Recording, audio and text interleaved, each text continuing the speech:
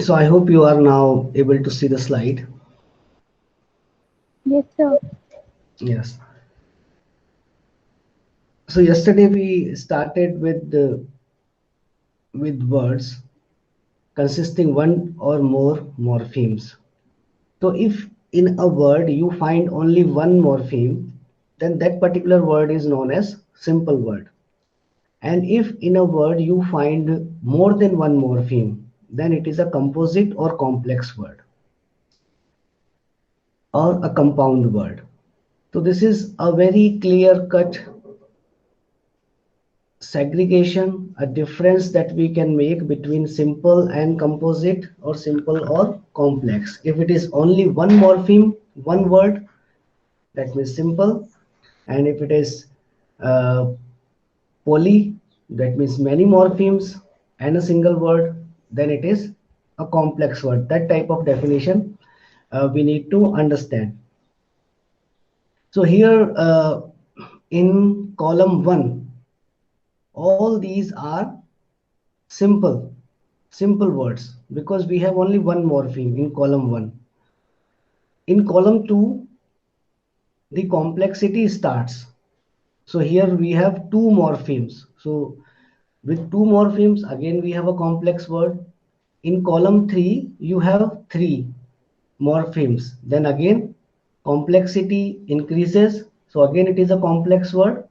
And in column 4, there are four morphemes and complexity at its peak. So it is again a complex word. So this thing you need to keep in mind. Now, how to realize that a particular word is a simple word or a complex word? Like yesterday, someone wrote a message on WhatsApp whether writer is a simple word or a complex word. Now, when you take this word writer into consideration, then think whether you can break it down further. And when you try to break it down further, you will realize that writer has been derived from write, because write you have a word, and once you attach this suffix r, then you have a writer. So again, writer is an example of complex word, because if I raise a question that how many morphemes are there in the word writer, then you will realize that there are two morphemes, write and r. And for this affix r, right is also a root and right is also a base. So this concept we have discussed, that root is something the core of the word and some meaning is associated with that. Whereas affix, they get meaning only when they are attached to some root. So affixes are bound morphemes and root are free morphemes generally. So when we have a word like teacher, you know teacher is a complex word because the root is teach. But when we talk about the affix er, then e for er, teach is also a base, because er is getting its meaning when it attaches to teach, when it affixes to teach. And here er is an example of suffix. So base is the form to which an affix is attached, an affix is added. And we saw the example of blackened. For en, en is also a bound morpheme, ed is also a bound morpheme. Both en and ed, they get their meaning when they are attached to the root black. Black is an adjective, we know. And when we have blacken, that means we are making an adjective into a verb, blacken. So en is attached to this adjective, and then it is converting into a verb. So this is one thing that we can see. And for en, black is also a root, And for en, black is also a base. But when it comes to ed, then for ed, blacken is the base, but black is the root. So this distinction we need to make, and this clarity we need to make between root and base. So we have free and bound morpheme. So when we say free, that means they can stand alone. They can appear as an independent word. That is a definition of free morpheme. And bound can only appear as the part of another word. So bound morphemes, they get their meaning when they are added to a root or a free morpheme. So we have this example. One is dress. Dress is one morpheme word and it is free. But the other is un, which is bound. So undress. Allomorph. Now, allomorph is the variant of a morpheme. So in the previous semester, we studied the term allophone. Allophone is the variant of the same phoneme. So we have seen that the sound l. I also asked this question in your major examination, that l can have different meaning. L can have different meaning. So when l occurs in the first position, it is clear l. When l occurs in between vowels, then it is a dark l. Or after vowel, then it is a dark l. Or when l occurs with a sound, let's say p, because p is a voiceless sound, then l becomes devoiced, and we have used the symbol of little circle below l. So what is this? We have three types of l. We have clear l, we have dark l, we have devoiced l. So all are the varieties of l, lateral sound. So they are allophones of the same phoneme. So similarly, we have a term that is known as allomorph. Some morphemes may have more than one phonemic form. So again, they have more than one phonemic form. So yesterday I gave you the example legal, and if you want to make not legal, then it becomes illegal. So that is ill is one phonemic form. When I say conditional and I say unconditional, then u and un is another phonemic form of not. When I say possible, and if you want to say not possible, then I attach I am im. So I am im is another form, phonemic form for not. So some morphemes may have more than one phonemic form depending on the context in which they occur. Context means environment. So what is the neighboring sound where they occur? And we have seen previously in the last semester also that when one sound interacts with other sound, they influence each other. So these phonemic forms are referred to as allomorphs. An allomorph is a variant form of a morpheme which differs only in sound, not in meaning. So if I say ill, that also means not in illegal. When I say I am im in impossible, then also the meaning of I am is not. When I say you and un in unconditional, the meaning of you and un is also not. So there is a difference. There is a difference only in sound, but not in meaning. Il, un, im, they mean same. That means not.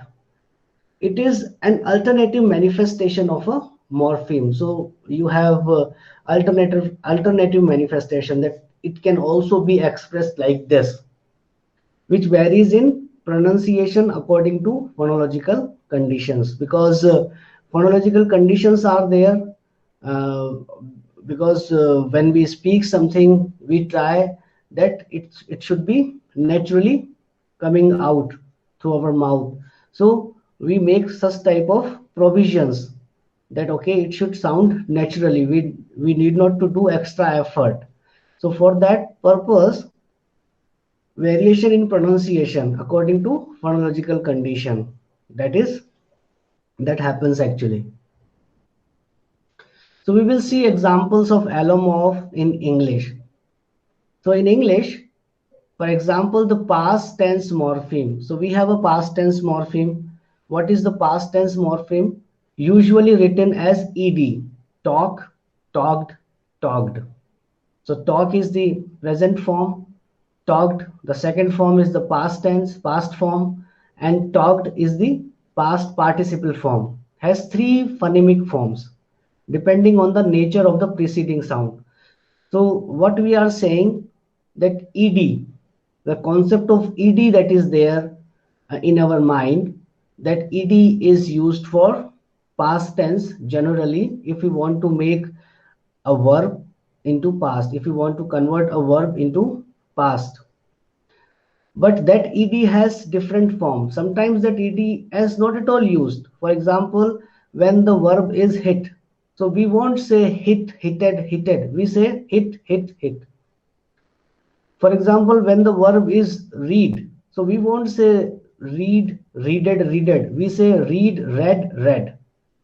So these exceptions are there. We know that these are exceptions, that's why they are called exceptions. But still, when we look at the majority of verbs, we find that there are three phonemic forms. Phonemic forms, that means they are what? They are the alternative manifestation of a phoneme. So that means like ed is the phoneme, but ed has alternate. Like, okay, this time ed will pronounce like this. This time ed will pronounce like this. This time ed will pronounce like this. So you have choices for that ed, and that choices is known as alternative manifestation. So after voiceless sounds other than t, it is pronounced t, as in stopped. Fine. So when I say stopped, stopped is a complex word because what is the root? Stop is the root in this word. So, and what is the last sound? P.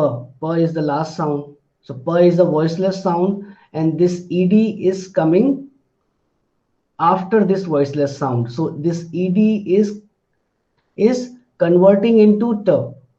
Fine, this ed sound is converting into t. And why ed sound is only converting into t? Because p is also voiceless sound and t is also a voiceless sound. So this type of thing.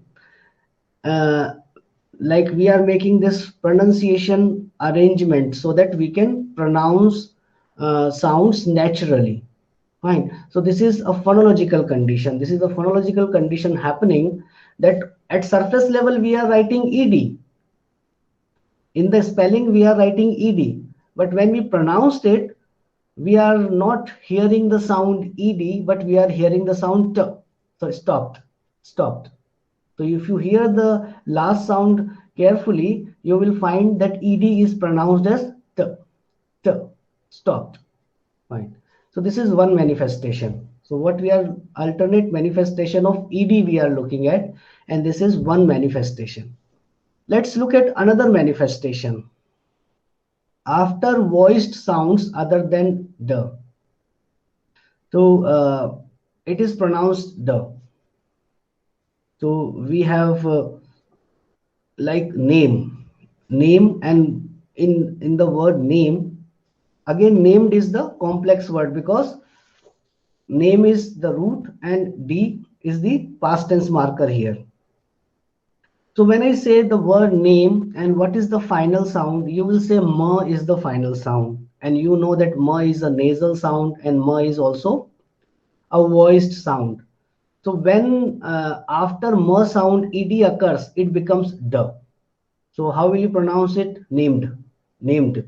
So you can find the difference between stopped and named.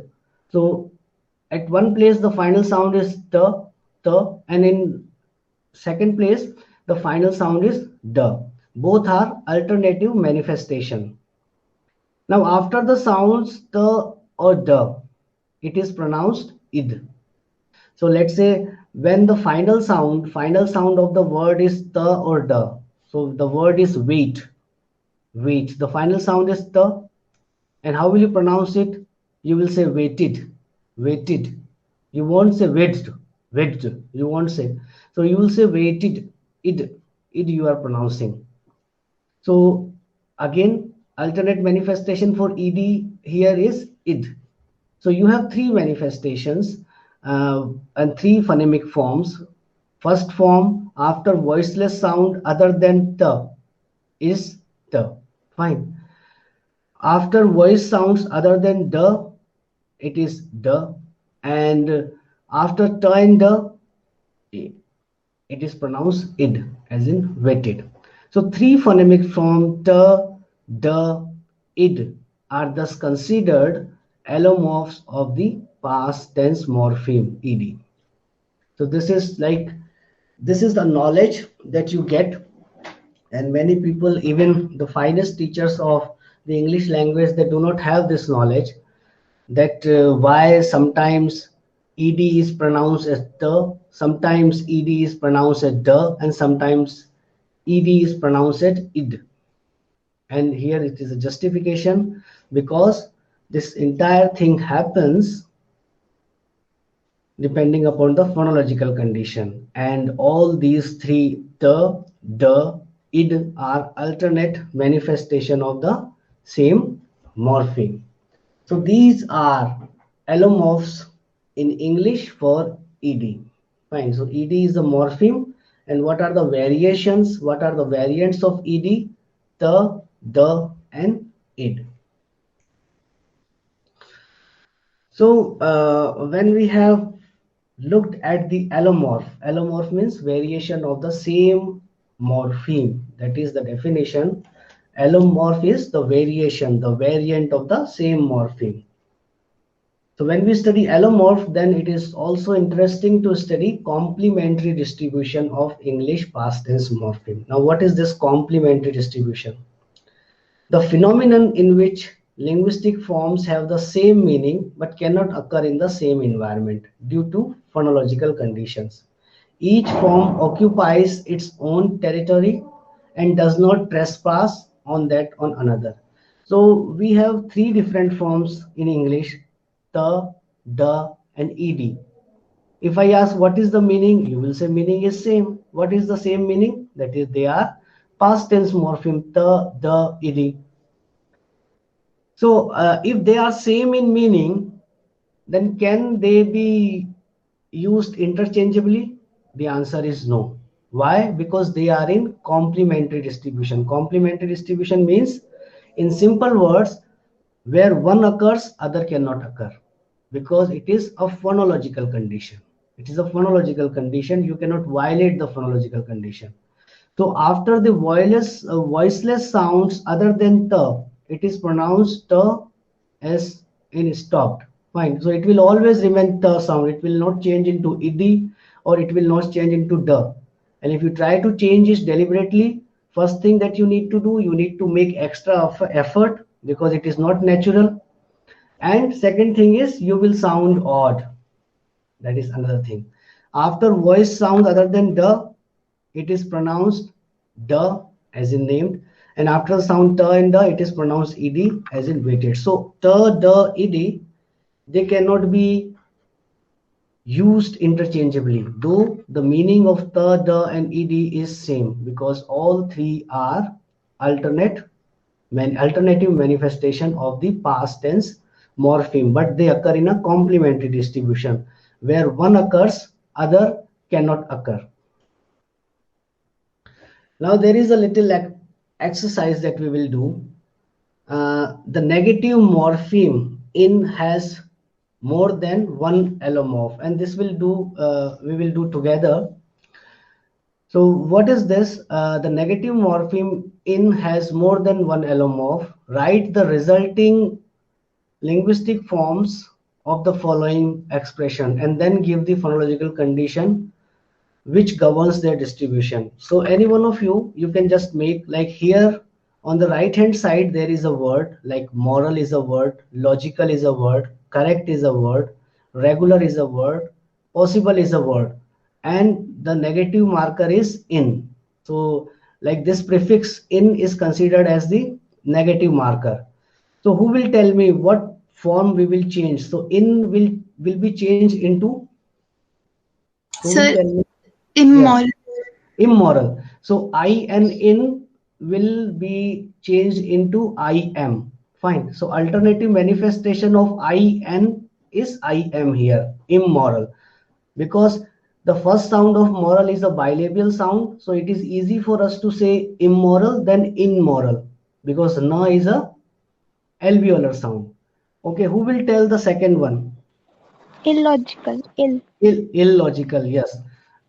So again, the alternative manifestation of in here is ill. Fine, correct. The third one, who will tell me the third one? Incorrect. Yeah, it will remain as it is, incorrect. Fine. So here there is no change, it is incorrect. Now, who will tell me the fourth one? Irregular.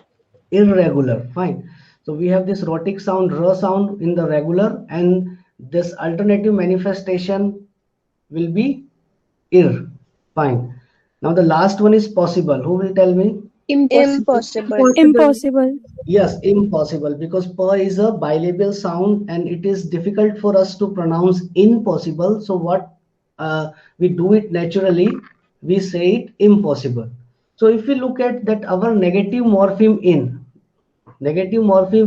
is a prefix here, but it has various alternative forms, alternative manifestations. And what are those alternative manifestations that we have? We have the alternative manifestation like I am im, ill, in, fine, ir. So these are the alternative manifestations. So now I hope that the concept of alternative manifestation, phonological conditioning will be clear in your mind, that how morphemes they combine and they change their form, and why they change their form, to give the phonological condition. So now we move further and we will look at the characteristics of free morpheme. We have discussed previously that there are two types of morphemes. One is a free morpheme and one is a bound morpheme. Now what are the characteristics? So we will look at first, free morphemes often belong to different word classes. So what are different word classes? We have previously also seen that we have different word classes like noun, verb, adjective, preposition, conjunction. Fine. So they are different word classes. So first thing is that free morphemes often belong to different word classes. If I say the, the, what is the word class for the? Determiner. The is a determiner. When I say a and d, and, what is the word class for and? And is a conjunction. When I say but is a disjunction. So when I say boy, then boy is a noun. When I say talk, then talk is a verb. So free morphemes often belong to different word classes. That is the first characteristic. Now we have examples. The free morpheme region is a noun, serve is a verb, and legal is an adjective. So region is a noun, that is one word class. Serve is a verb, that is a different word class. Legal is an adjective, that is a different word class. So these words, they fall under different word classes. Fine. So this is the concept of word class. So Aristotle, if you have heard of Aristotle, who has written Poetics, first gave the word classes and said like these are the 8 word classes and we can put the words into these word classes. So that is the word class. So like you have a class like BA Honors English. So only students who are the part of BA Honors English, they are in one class. So that type of thing is the class, that they have some common thing in them. So that is the thing that we have. When they host bound morphemes, so when they attach bound morphemes, their word classes or parts of speech mostly change. So when we attach al to region, it will become regional. So al is again a bound morpheme here. So region, a noun becomes regional and adjective because you are attaching al to it. Servant, fine. The servant here is your noun and serve is your verb. So what you are attaching ant. So once you attach ant to serve, then it becomes a noun. So again, like so servant is not here a simple word. Servant here is a complex word because it has been derived from serve verb. Fine. Then legalize. Legal is adjective, and once you attached ise, then it converts into a verb. So this is the thing that when you have a free morpheme, and when these free morpheme they host bound morphemes. Host means when they give their space, like you have the concept of host and guest. So when someone comes to your house, you become the host. Once you go to someone's house, then you become the guest. So that is the concept of host and guest. So these words, these free morphemes are actually host, and they give space to bound morphemes. And when they give space to bound morpheme, then parts of speech mostly change. We are not saying always change, mostly change. So region becomes regional, serve becomes servant, legal become legalize.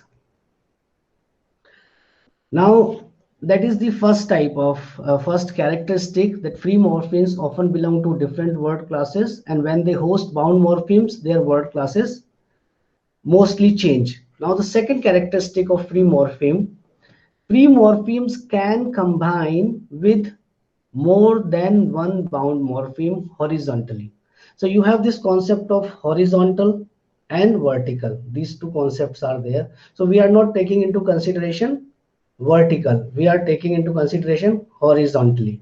So we write words on a horizontal plane. Each bound morpheme causes a special tinge of meaning. Tinge means a color. Fine. A special tinge of meaning. So bound morphemes, they change a little bit of the meaning that we want to say. Each bound morpheme. So let's say we have a word like informality, formality, informality. The free morpheme is morpheme form. When I say informality, what is the root? You will say form is the root, because you cannot break form further. Form is the root. Form combines with the two final bound morphemes. Al, that is form, noun becomes formal, an adjective. Then ity is your noun making, that adjective formal becomes a noun when ity is attached. So this is the first process that you are doing. And then the initial bound morpheme in. So once you have form, formal, formality, informal, informality. Fine. So this type of thing that you can do. Then you have bookcase. Now bookcase is a compound morpheme. The free morpheme case combines with the free morpheme book. So again, like there is a tinge of meaning, a special tinge of meaning. You have a concept of a book, you have a concept of a case. Case means something that is covered. And when you have a bookcase, that means you are talking about a case where you can put, or you can display, or you can show books. So that is the characteristic of free morphemes. So I stop here, and if you have any question related to what we have discussed today, then you are most welcome to ask.